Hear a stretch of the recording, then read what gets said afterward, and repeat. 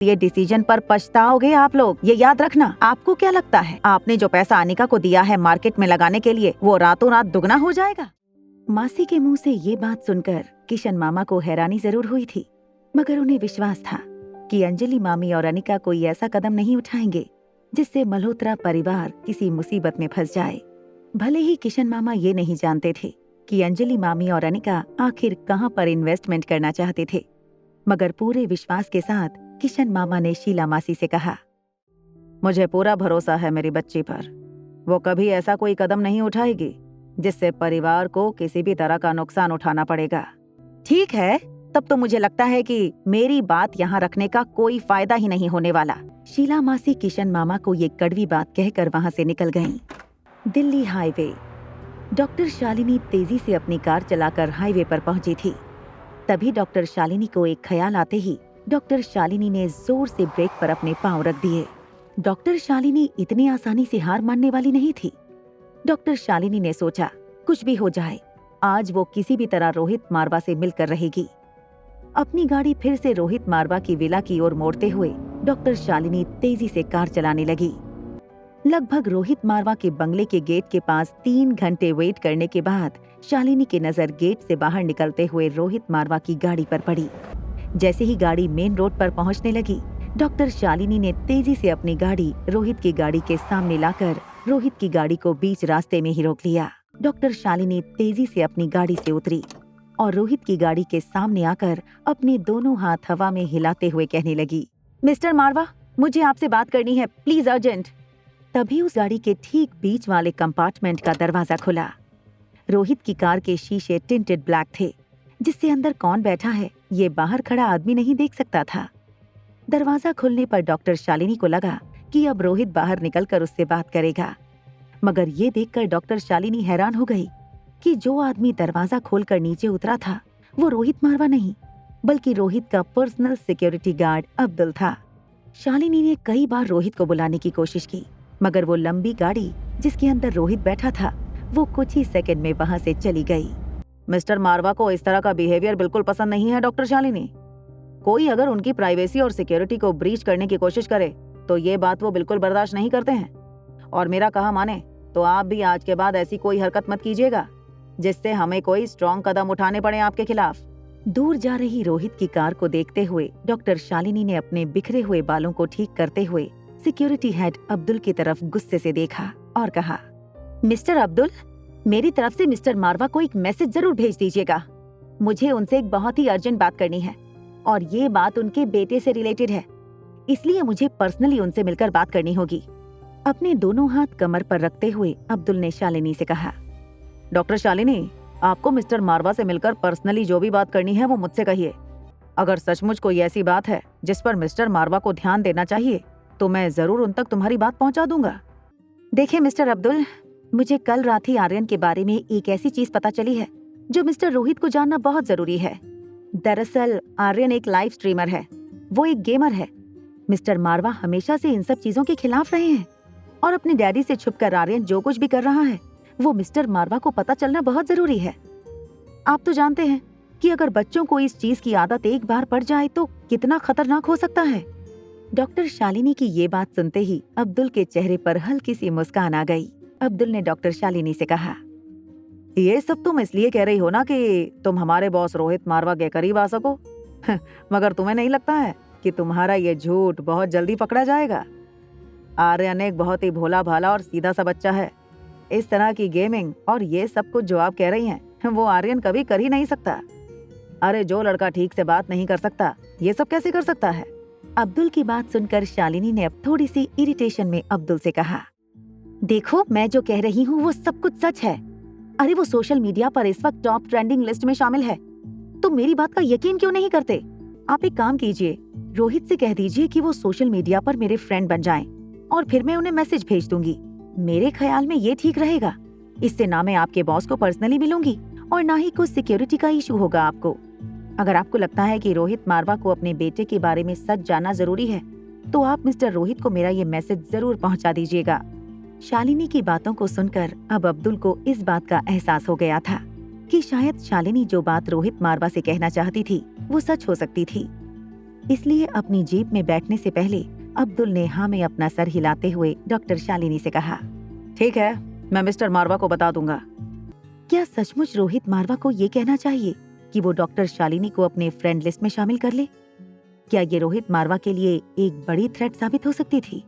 आखिर अब्दुल को एक बात अच्छी तरह से पता थी कि जरूर डॉक्टर शालिनी कोई प्लानिंग कर रही थी और उस प्लानिंग के जरिए वो किसी भी तरह रोहित मारवा के करीब पहुंचना चाहती थी। बहुत जल्द रोहित मारवा की कार का काफिला एक शानदार रेस्टोरेंट में एंटर हुआ। रोहित मारवा और आर्यन का दरवाजा खोलते हुए अब्दुल उन दोनों के पीछे चलने लगा। जैसे ही रोहित और आर्यन पहले से रिजर्व किए हुए प्राइवेट रूम में पहुंचे, अब्दुल ने रूम और आसपास के एनवायरनमेंट की तलाशी ली और तसल्ली कर ली कि हर जगह सब कुछ बिल्कुल सेफ है। अब्दुल ने सोच लिया था कि शालिनी वाली बात रोहित को करने से पहले वो उस बात का अच्छी तरह इन्वेस्टिगेशन कर लेगा। उसके बाद ही वो किसी नतीजे पर पहुंचेगा। ये बात उसे रोहित तक पहुंचानी चाहिए या नहीं। खाना खाने के बाद जब रोहित और आर्यन अपने घर वापस जाने लगे, तब अब्दुल ने रोहित और आर्यन के साथ बैठे बॉडीगार्ड से कहा कि वो पीछे वाली जीप में आ जाए और ड्राइवर के बगल में अब्दुल बैठ गया। अब्दुल अभी सोच ही रहा था कि वो शालिनी वाली बात की शुरुआत कहाँ से करे। तभी हाईवे पर अब्दुल का ध्यान रियर व्यू मिरर में पड़ा। बाइक पर कुछ लोग रोहित मारवा की कार का पीछा कर रहे थे। बाइक पर डबल सीट में हेलमेट पहने कई सारे लोग रोहित और आर्यन का पीछा कर रहे थे। मोटरसाइकिल पर सवार लोगों को रियर व्यू मिरर में देखकर अब्दुल ने अपनी पूरी सिक्योरिटी टीम को हाई अलर्ट पर रख दिया था। अचानक मोटरसाइकिल का काफिला रोहित की कार के ठीक बगल में आकर रोहित की कार की स्पीड को मैच करते हुए रोहित की कार के साथ चलने लगा। कुछ देर कार की ओर घूरने के बाद वो मोटरसाइकिलिस्ट अपनी स्पीड तेज करते हुए रोहित और आर्यन की कार से आगे निकल गए। अब्दुल ने पीछे मुड़कर रोहित से कहा, सर मुझे लगता है वो कोई आम मोटरसाइकिलिस्ट थे। इन लोगों का ये स्टूपिड तरीका आजकल दिल्ली में बहुत बढ़ गया है। मुझे लगता है ये लोग भी उन्हीं यंगस्टर गैंग का हिस्सा थे। तो रोहित को अपनी गलती का एहसास हुआ था। रोहित ने अनिका की बेटी यानी कि नन्ही सी रिया को अपने सोशल मीडिया अकाउंट की फ्रेंड लिस्ट से ब्लॉक कर दिया था। ये सोचते ही रोहित ने अपनी जेब से फोन निकाला। रोहित चाहता था कि वो फिर से रिया को अपने सोशल मीडिया अकाउंट पर फ्रेंड बना ले। जैसे ही रोहित ने रिया को फ्रेंडशिप रिक्वेस्ट अपने सोशल अकाउंट से भेजी, उसके मोबाइल स्क्रीन पर एक मैसेज फ्लैश होने लगा, sorry this content is not available right now. इसका मतलब साफ था, नन्ही सी रिया ने रोहित को अपने सोशल मीडिया अकाउंट पर ब्लॉक कर दिया था। इतनी नन्ही सी बच्ची का गुस्सा देखकर रोहित हैरान हो गया था। रिया के बारे में सोचते हुए अचानक रोहित के मन में लिटिल एंजल का ख्याल आया। लिटिल एंजल की याद आते ही लिटिल एंजल की लाइव स्ट्रीमिंग ऐप पर लॉग इन किया। ऑफिस के एक कोने में बैठकर अब्दुल ट्रेंडिंग टॉपिक के बारे में ज्यादा इंफॉर्मेशन इकट्ठा करने की कोशिश कर रहा था। डॉक्टर शालिनी ने जो बात बताई थी वो अभी भी अब्दुल के दिमाग में घूम रही थी। इंटरनेट के अलग अलग गेमिंग प्लेटफॉर्म के बारे में अब्दुल पता करने की कोशिश करने लगा था। अब्दुल औरों की तरह सोशल मीडिया अकाउंट हैंडल करने में एक्सपर्ट नहीं था। मैथ्स के प्रॉब्लम से बोर हो चुकी रिया ने अपनी लाइव स्ट्रीम स्टार्ट की। पुराने और नए फॉलोअर्स के कमेंट आना शुरू हो गए। रिया ने एक के बाद एक सबसे हाय हेलो किया। तभी रिया की नजर रोहित मारवा के मैसेज पर पड़ी। रोहित मारवा, जिसका लॉगिन आईडी नाम RM था, उसने रिया के पेज पर हेलो लिटिल एंजल लिखा था, क्योंकि रोहित रिया का सेकंड हाईएस्ट सपोर्टर फैन था कि लिटिल एंजल उसे फैन डैडी कह के बुलाया करती थी। लिटिल एंजल की प्यारी कमेंट और उसकी बातें सुनकर रोहित को लिटिल एंजल पर बहुत प्यार आ जाता था। मगर आज रोहित मारवा की कमेंट पढ़कर भी लिटिल एंजल ने उसे रिप्लाई बैक नहीं किया था। ये बात रोहित के लिए बहुत शॉकिंग थी। तभी लिटिल एंजल के पेज पर आने वाली एक कमेंट को देखकर रोहित चौंक गया। एक फैन ने रिया को कमेंट में लिखा था, क्या बात है, आज तुम अपने फ्रेंड डैडी से बिल्कुल बात नहीं कर रही हो। किसी ने लिखा, अच्छा किया तुमने उसे इग्नोर करके। पेज पर मौजूद सभी लोग रोहित का मजाक उड़ाने लगे थे। इन सब बातों से एक बात बहुत क्लियर थी, रिया आज जानबूझकर रोहित को इग्नोर कर रही थी। रोहित के ही सामने अब्दुल अपनी डेस्क पर बैठकर कंप्यूटर पर आर्यन के बारे में कोई इन्फॉर्मेशन निकालने की अभी भी कोशिश कर रहा था। तभी IT डिपार्टमेंट के हेड सैम ने अब्दुल को एक मैसेज भेजा जिसमें लिखा था, मिस्टर मारवा ने जो एप्लीकेशन बनवाने को कहा था वो बनकर रेडी हो चुकी है। इस सिस्टम पर आप जैसे ही आर्यन बाबा का फोटो अपलोड करेंगे तो आपको पता चल जाएगा कि पूरे इंटरनेट पर कहां से आर्यन बाबा की इन्फॉर्मेशन लीक हो रही थी। जैसे ही अब्दुल ने आर्यन की फोटो उस एप्लीकेशन पर अपलोड की, कुछ ही सेकंड में आर्यन से रिलेटेड सारी इंफॉर्मेशन अब्दुल के लैपटॉप स्क्रीन पर नजर आने लगी। आर्यन न सिर्फ एक लाइव स्ट्रीमर था बल्कि बहुत ही चैंपियन गेमर था। इतना ही नहीं, आर्यन ने अपना गेमिंग दुनिया का नाम लिटिल एंजल रखा था, जहां उसके लाखों फॉलोअर्स थे। कांच की विंडो से बाहर हॉल में बैठे हुए आर्यन को देखकर अभी भी अब्दुल को विश्वास नहीं हो रहा था। तभी आर्यन के ठीक बगल में पड़ा उसका सेल फोन वाइब्रेट होने लगा। आर्यन ने देखा कि रिया ने आर्यन को एक मैसेज भेजा था। मैसेज में रिया ने लिखा था, मैं डैड के साथ कभी बात नहीं करूंगी। उन्होंने मुझे सोशल मीडिया अकाउंट पर ब्लॉक कर दिया था। मैं उन पर बहुत गुस्सा हूँ। ऑफिस के अंदर बैठा रोहित पिछले आधे घंटे से अपने मोबाइल के अंदर कंटिन्यूअसली देख रहा था। तभी रोहित के फोन पर एक नोटिफिकेशन आई। रिया के लाइव स्ट्रीमिंग गेम कंपटीशन का टाइम हो गया था। इस फेस ऑफ राउंड में रिया का ओपोनेंट सिस्टम ऑटोमेटिकली सिलेक्ट करती थी। रिया के ओपोनेंट के 3 लाख से ज्यादा फॉलोअर्स थे। ये जाहिर था कि इस गेमर की गेमिंग एबिलिटी बहुत ही स्ट्रांग थी। गेम में हर पार्टिसिपेंट अपनी टोकन की राशि का एक लिमिटेड अमाउंट सेंड करके गेम के लिए हथियार खरीद सकता था। रिया के ओपोनेंट के बैलेंस रिया से 10 लाख टोकन ज्यादा थे। तभी किसी सपोर्टर ने रिया को कमेंट करते हुए लिखा, आज अचानक फैन नानू कहाँ चले गए? आज उनकी सबसे ज्यादा जरूरत है, तुम उनसे कह सकती हो। रिया को हमेशा से सिखाया गया था कि हमें किसी से पैसे नहीं लेने चाहिए। रिया के लिए फैन नानू भले ही बहुत प्यारे दोस्त थे, मगर वो एक आउटसाइडर थे। कमेंट पर रिया ने अपना वॉइस मैसेज भेजते हुए अपनी प्यारी सी आवाज में कहा, नहीं, मैं ऐसा नहीं कर सकती अपने दोस्त के साथ। मैं उनसे पैसे नहीं मांग सकती। रिया की मीठी और प्यारी सी आवाज सुनते ही लोगों ने रिया पर अपना प्यार बरसाना शुरू कर दिया। तभी रिया की jealous internet troller fantastic princess ने भी अपनी लाइव स्ट्रीम शुरू की। फैंटास्टिक प्रिंसेस एक 20 साल की अमीर खानदान की लड़की थी। इस वक्त वो लाइव स्ट्रीम करके अपनी महंगी शॉपिंग लोगों तक पहुंचाना चाहती थी। तभी फैंटास्टिक के लाइव स्ट्रीम पर किसी ने कमेंट करते हुए फैंटास्टिक से पूछा, अभी अभी मुझे पता चला है कि लिटिल एंजल की मैच आज द किंग गेमर के साथ होने वाली है। क्या आपको लगता है कि आज रिया इतने बड़े प्लेयर के सामने जीत पाएगी? इस बात पर हंसते हुए लाइव स्ट्रीम पर फैंटास्टिक ने कहा, द किंग गेमर को मैं काफी सालों से जानती हूँ। वो एक बहुत ही अच्छे और बड़े परिवार का लड़का है। गेम खेलना न सिर्फ उसका शौक है बल्कि उसका पैशन है। हम काफी सारी पार्टी में मिले हैं। आज चाहे दिल्ली में अर्थक्वेक भी आ जाए, मगर मेरा दोस्त ये गेम नहीं हार सकता। मुझे पूरा यकीन है कि वो इस कंपटीशन के टॉप 10 फाइनलिस्ट की रेस में जरूर पहुंचेगा। चलिए हम सब भी इस मैच को फॉलो करते हैं। फैंटास्टिक प्रिंसेस ने अपने पर्स से दूसरा फोन निकाला और उसने रिया और द किंग के चल रहे फेस ऑफ मैच पर क्लिक किया। जब फैंटास्टिक प्रिंसेस ने दोनों के मैच की शुरुआत के पॉइंट पर नजर डाली तो मुस्कुराते हुए अपने लाइव स्ट्रीम पर कहने लगी, क्या आप लोगों को लगता है कि हमें ये गेम करने की भी कोई जरूरत है? तभी किसी ने लाइव स्ट्रीम पर सवाल पूछा, तुम कहना क्या चाहती हो, जरा खुलकर बोलो। आप लोगों ने देखा नहीं, आज लिटिल एंजल का नंबर 1 फैन और नंबर 2 फैन क्यों कुछ नहीं कर रहे हैं? अब तो आपको पता चल गया होगा ना, ये लिटिल एंजल के सबसे बड़े 2 फैन और कोई नहीं बल्कि कोई एक ऑपरेटर है। तभी किसी ने इस बात के जवाब में एक कमेंट लिखते हुए कहा, पर ये तुम कैसे कह सकती हो? मैं आप लोगों को बताती हूँ कि एक फेक फैन और एक रियल फैन में क्या फर्क होता है। रियल फैन जो होते हैं वो अक्सर काफी सारे लाइव स्ट्रीमर को फॉलो करके फिर उसमें से अपना चहीता चूज करते हैं। अब देखते हैं इस लिटिल एंजल के नंबर 1 और 2 फैन को उन्होंने और कितने गेमर्स को फॉलो किया है। ये देखते ही हमें पता चल जाएगा कि ये रियल है या फेक। अपने फोन को लाइव स्ट्रीमिंग में दिखाते हुए फैंटास्टिक प्रिंसेस ने लिटिल एंजल के अकाउंट पर क्लिक किया। मैं नहीं कहती थी, अब आप खुद ही देख लीजिए इस अकाउंट को। बिल्कुल फ्रेश अकाउंट है, एकदम नया, 0 फॉलोइंग और 0 फॉलोअर्स। ये सिर्फ एक ही गेमर को फॉलो कर रहे हैं, वो है लिटिल एंजल। चलिए अब दूसरे अकाउंट की ओर बढ़ते हैं। जैसे ही फैंटास्टिक ने आरएम के अकाउंट पर क्लिक किया, वहाँ पर भी उसे यही चीज नजर आई।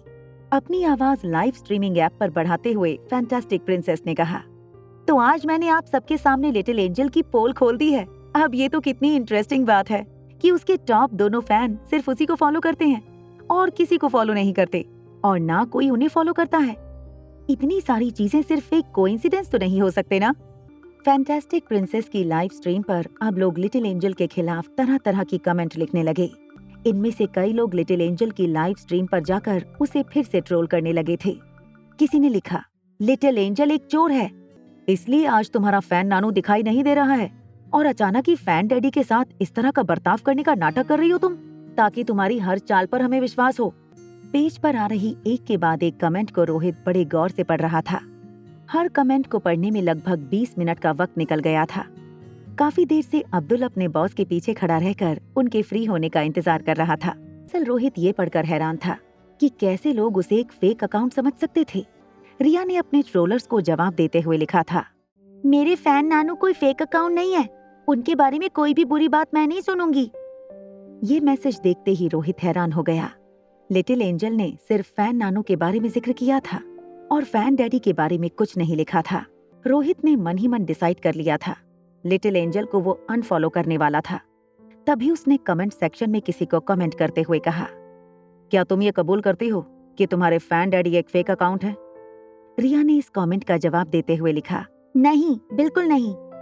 किसी ट्रोलर ने इन कमेंट्स का जवाब देते हुए कहा, ये कैसे हो सकता है कि तुम्हारे फैन डैडी फेक नहीं है? आज इतने इम्पोर्टेंट फेस ऑफ मैच से पहले तुम्हारे फैन डैडी के अकाउंट से तुम्हें सपोर्ट में एक भी टोकन नहीं मिला। ये बताता है कि आज की मैच तुम बुरी तरह से हारने वाली हो, इसीलिए तुम सपोर्ट में कोई टोकन नहीं इन्वेस्ट करने वाली हो। हम इतने बेवकूफ नहीं है जितना तुम हमें समझ रही हो।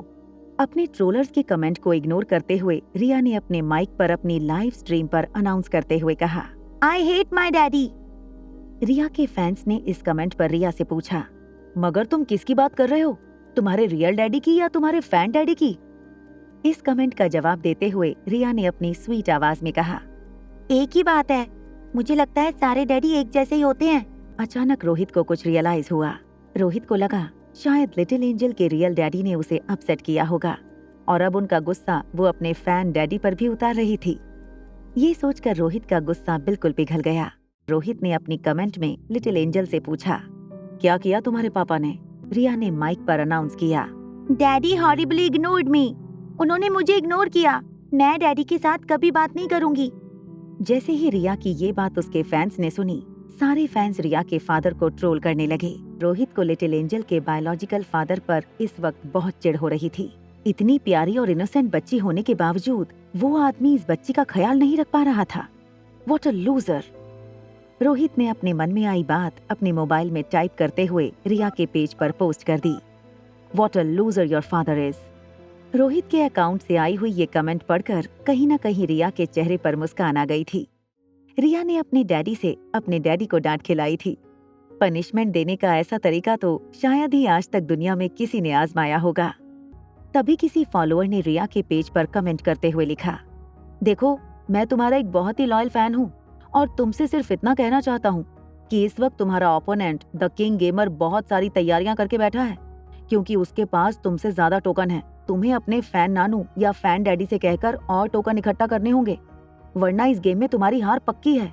और लोग ये समझेंगे क्योंकि तुम पहले से जानती थी कि तुम द गेमर के सामने हारने वाली हो, तो उन्होंने जानबूझकर पहले ही हथियार डाल दिए और तुम्हारे नंबर फैन और नंबर 2 फैन एक फेक आईडी हैं। किसी फैन ने लिटिल एंजल की पेज पर लिखते हुए कहा, फैन नानू तो चलो किसी वजह से आज गेम से नहीं जुड़ पाए हैं, मगर फैन डैडी तो इस वक्त ऑनलाइन ही है। तुम ही मदद कर दो अपनी लिटिल एंजल की। रोहित ने लिखा, मैं मदद करने के लिए तैयार हूँ, मगर मुझसे तो लिटिल एंजल ने एक बार पूछा भी नहीं।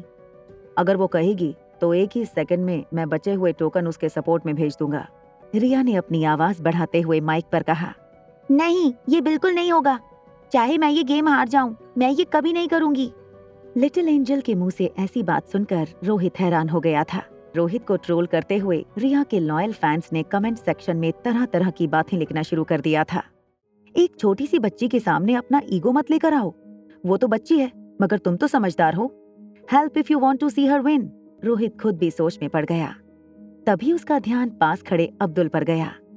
जैसे ही रोहित का ध्यान अब्दुल पर पड़ा, अब्दुल ने मौका देखते हुए रोहित से पूछा, सर, अगर आप 2 मिनट के लिए फ्री हो तो मैं आपसे कोई बहुत इंपॉर्टेंट बात शेयर करना चाहता हूँ। रोहित ने अपने सर पर एक हाथ रखते हुए अब्दुल से कहा, जो कहना चाहते हो जल्दी कहो। एक लंबी सी सांस अपने शरीर के अंदर भरते हुए अब्दुल ने रोहित से कहा, आगे की कहानी जानने के लिए देखें अगला एपिसोड सिर्फ पॉकेट एफएम के YouTube चैनल पर। और एक लड़की को देखा तो के सारे एपिसोड को सुनने के लिए डिस्क्रिप्शन में दी गई लिंक से डाउनलोड करें पॉकेट एफएम ऐप।